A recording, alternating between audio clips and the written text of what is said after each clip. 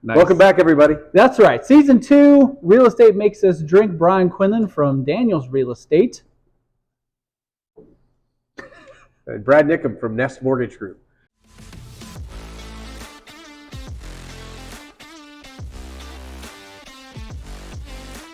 You went and seen a house the other day. Yes, it was made of 7 shipping containers, and it took them, I honestly don't even recall how long it took them to build this thing, but it has been used as a residence that they've been renting out as an Airbnb since it was built. Right. And it is super nice inside. Beautiful. I mean, the elements that they put into it, I mean, nice countertops, I mean, just flooring, all of it is just really nice. Really cool. Yes, and they left some of the elements of the shipping containers in the design of the interior. So when you look up at the ceiling, you can actually see that it's definitely the corrugated metal. Yes, absolutely. The Chinese writing. No, the corrugated metal, yes. And it was super cool. The amount of money they want for this house is, I believe, $700,000. Yes. That's pricey.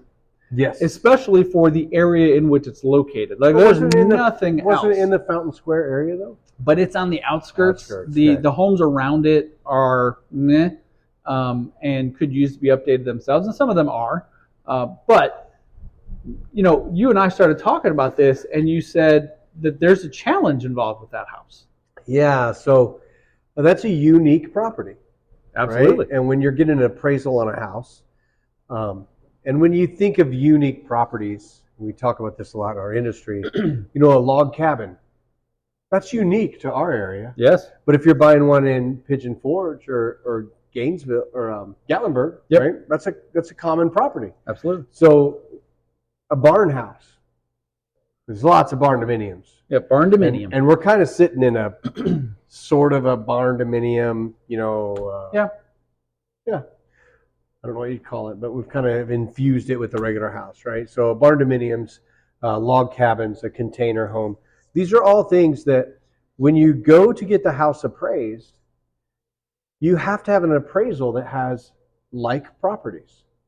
It goes back to the podcast I was mentioning earlier. If you've got a 3-bedroom ranch and your neighbor's house is a 4-bedroom, 2-story with a basement, you're not comparable to that property.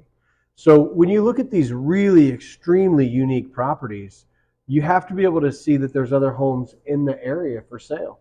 And I actually had a call from one of my real estate agents literally 2 days ago. Okay, so this came up just a couple days ago, and they have this amazing barndominium for sale. And it's a couple thousand square foot of home, and then 30 or so horse stalls. Oh.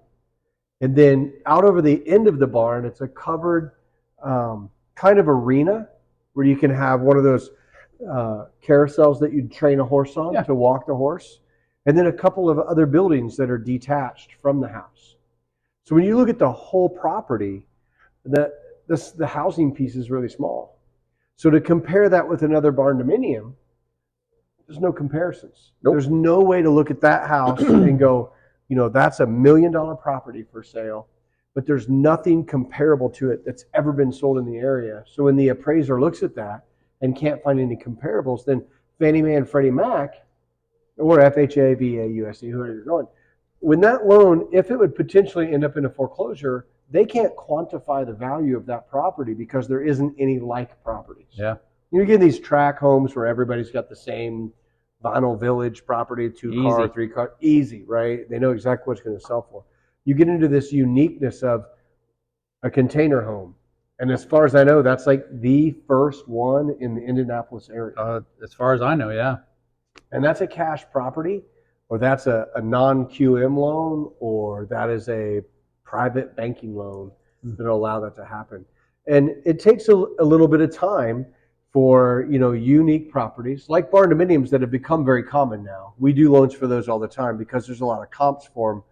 Unless you've built something so specific, so unique, you know, now you can't do it. You know, you go to Vegas and you visit Excalibur, and you come home and you're like, I want to build a house that it's like the Excalibur Hotel, right? It's a castle. It may be awesome. It may be 4-bedroom, 5-bedroom, you know, with a pool, but the moat might The make moat and it the to where it's a drawbridge. unique property to where now you can't sell the house. And I know we joke a little, but it is serious. It's a serious thing when you figure out what you're going to look at and what you're going to look for. You got to make sure that it does fit into some type of lending process if you're going to buy that house and not pay cash for it. Well, thanks. Because to be honest, when I was walking around the storage container house, that never even crossed my mind. Sure. I was like, this is just super cool. And so my immediate thought was, well, if someone could get a loan for this, it'd be great. Not easy to do necessarily. Right. Just north of in Nashville, Tennessee, just north of the fairgrounds where the new soccer stadium is, it's up on a huge hill that's looks down over Nolensville Pike, and there's this awesome apartment complex that is completely built with shipping containers. Oh. And the inside of them you can't tell. They took all of the nuance away because I've never been in them. I've seen pictures, but the outside, they let them rust. Oh. So it's like this really cool, like vintage looking apartment building made out of old school shipping containers. It's actually really cool. And they were building this, probably started building it 5-6 years ago, and my wife were down there, and I was like, wow, that's awesome. There's this big crane just setting these big shipping containers together, and then the welders and the guys cutting them all apart. And it was like a year later, I got online, Googled it, and then found interior pictures. And it's a huge facility. And when you think about changes that we do in construction, although we may come up with something new like a 3D printing of a house, which I know there's one in Fortville, Indiana that's been completely 3D printed, or you come up with a shipping container, those things that are new and on the forefront, lending maybe hasn't caught up with that yet. It's much like getting somebody approved that uses Cash App or Chime or some of these online banking systems. They don't meet some of the banking guidelines, and lending just hasn't caught up to that. So don't get mad when you call us and we tell us that doesn't work. It just hasn't always caught up with what we need to do in the future.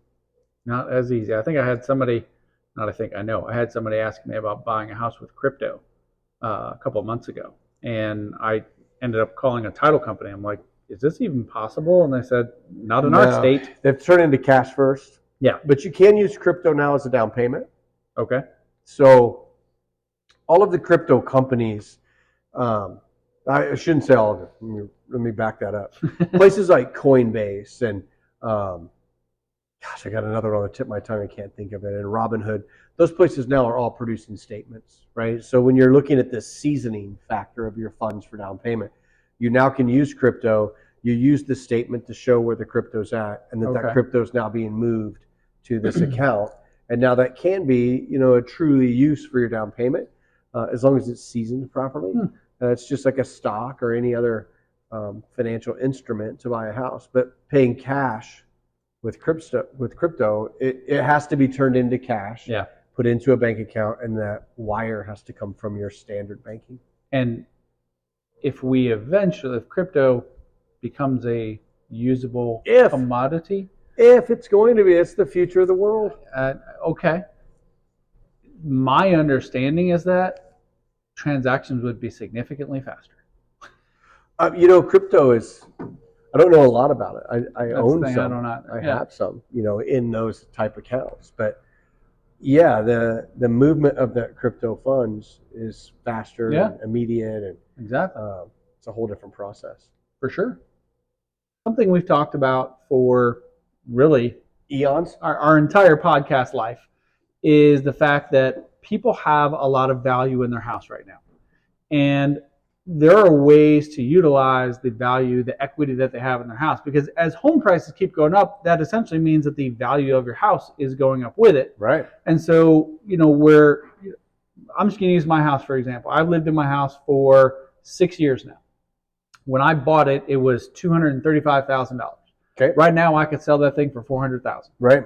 And so that is the equity that I have built up. The difference between those two, in addition to how much I've already paid on it. Right. Your loan amount to what your new appraised value is. Exactly. So, what can people do with that equity if they wanted to do something with it and get, some value out of it?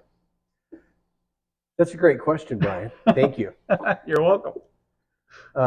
Equity is a thing that it's funny, the conversation I have with people. And they're like, well, we want to buy this new house and we just want to use our equity. Okay. But we don't want to sell our home first. So that's like going to Walmart and throwing the bread up on the table and going, we're going to pay with our equity. Doesn't work that way, right? You got to sell that house to realize that equity. But, in the mortgage world, there's really 3 products that can get people opportunities to use that equity.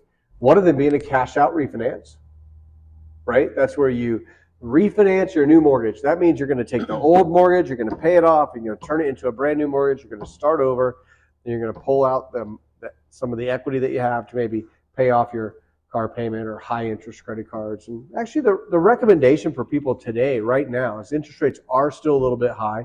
We do have a pretty good feeling they're going to come down, although we don't really know. Not for sure.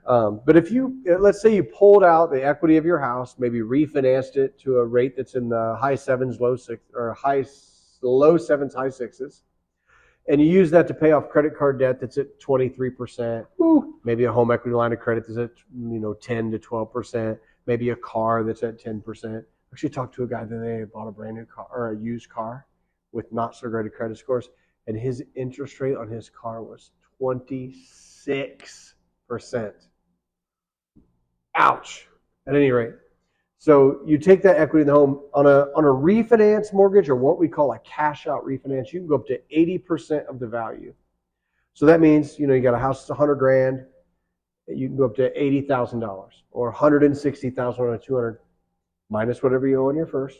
That's how much you get to walk away from the table with, or use debt consolidation.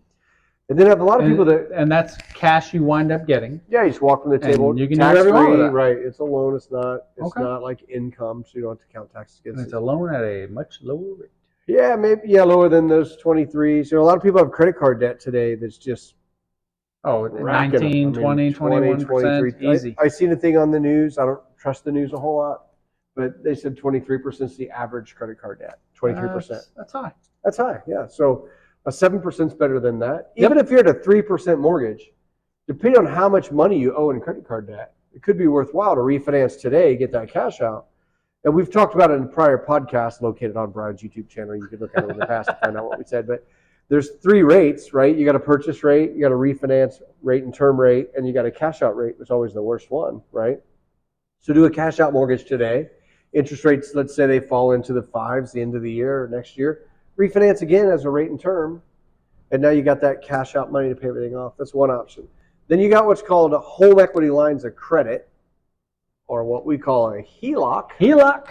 And a HELOC is where you take the equity in your home and you turn it into a credit card or a checkbook. Check with your local lender, but most of them have a 10-year term where it's just an interest-only credit card type use. You use it. Your payment every month is interest only, and to pay it back, you just pay back above the interest only. Home equity lines of credit are no longer tax deductible like they were in the past, but still, it's a great way to tap in to that equity of the home. And I tell people that if you have a house and you have a bunch of equity in it and you think you might move in the future, go ahead and get a home equity line of credit, because a home equity line of credit can be used as a loan for your down payment to purchase your next house. So if you qualify for both homes, use the home equity line of credit as your down payment to buy that next home. Don't go contingent. With today, it's not a big deal, but in April it will be. Use that money as your down payment and purchase that next home, then sell the house and pay the home equity line of credit and your mortgage off. That's a great way to tap into that. Brad spoke really fast there. I did, yeah. And it was really good information about how you can use the equity in your current house to use as a down payment for a new house without having to go contingent. Please rewind it and watch that. Maybe even slow it down a little bit, because that was so good. I could back up and no need. Okay. Technology will do it for you. All right, so yeah, sorry I do talk fast sometimes. That's okay. Stuff like that. So then a home equity line of credit is good for paying off debt, using it to purchase a vehicle. We used our home equity line of credit to purchase a new used car. Didn't buy a new car, but you bought a used car. And then now it's easy to funnel money to that home equity line of credit and pay that car off in a very short period of time instead of keeping that loan for 72 months. Like what you're saying, it essentially becomes a credit card or another bank account that you can write a check from, right, to buy a car if that's something that you need. to add a deck onto the back of your house. Pay for your kids' college. Pay for your kids' college. There are lots of ways for you to utilize the equity that you have built up in that house to help you in other ways. So that's two. Should somebody use it to stock their bar? No. Really bad idea. So that HELOC that we're talking about is what's called an open-ended HELOC. Right. So that HELOC is a line of credit.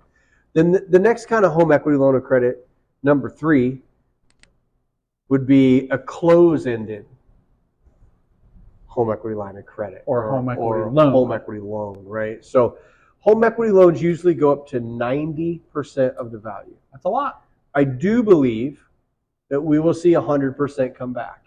Okay. 100% was the norm before COVID and all that stuff. 125% was the norm before the crash in 2008. Oh, okay.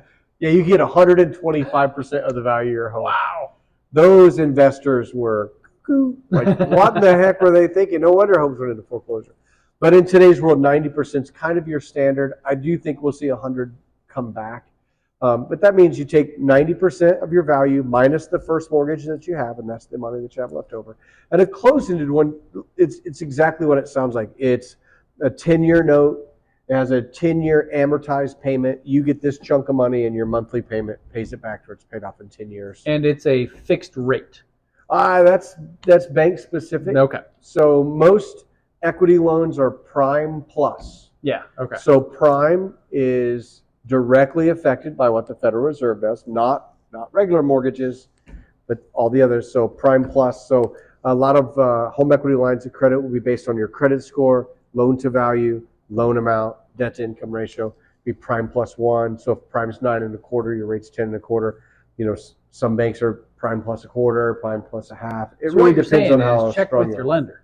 Yeah, and that's not something, you can call me if you have questions about them. I'll definitely explain them to you.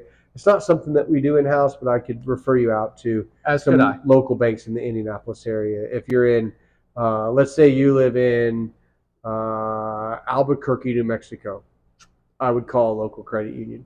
Yeah, Do they have credit unions in Albuquerque, New Mexico? probably. I'm going to assume they do. I've driven through there. It's absolutely beautiful. You climb this huge mountain where you see nothing, just mountain and like cut off giant cliffs, and all of a sudden you crest the top and you turn, and all of a sudden there's a whole city, and it's Albuquerque, New Mexico, and it's absolutely beautiful. Did anyone try to sell you meth? I didn't stop there. I fib a little. We stopped outside of the outskirts of Albuquerque, New Mexico at the Route 66 casino. Oh, wow. It's about an hour, maybe less than that, outside of Albuquerque. It's this huge casino, and they had motorhome parking. You could plug in all night and go in and play at whatever Indian reservation casino that was. We had a great night there. Well, Albuquerque's a beautiful area, and I did get the reference. Breaking Bad, for those of you We who did not see Walter White, Heisenberg, right? and Which Jesse. is probably best for you. Jesse we may have seen him playing blackjack, I think, but I'm not for sure. Walter White knows better than to go in the casino. He does not. No, he was the teacher. Yeah. And teachers, as a person that has parents that were teachers, they don't go gambling. The hell I don't. My mom ain't going to the casino. The Quinlans are going to casinos. You've never invited us. I think Just there it is. He's like, well, we got casino people and we got Brad. Are you a casino person, Brad? Nope. See? I am. It's off then. Not. I do occasionally like to go to the casino. I like to play blackjack. Yeah. That's the only thing I play. Quinlan's like the blackjack. Because I believe I know enough.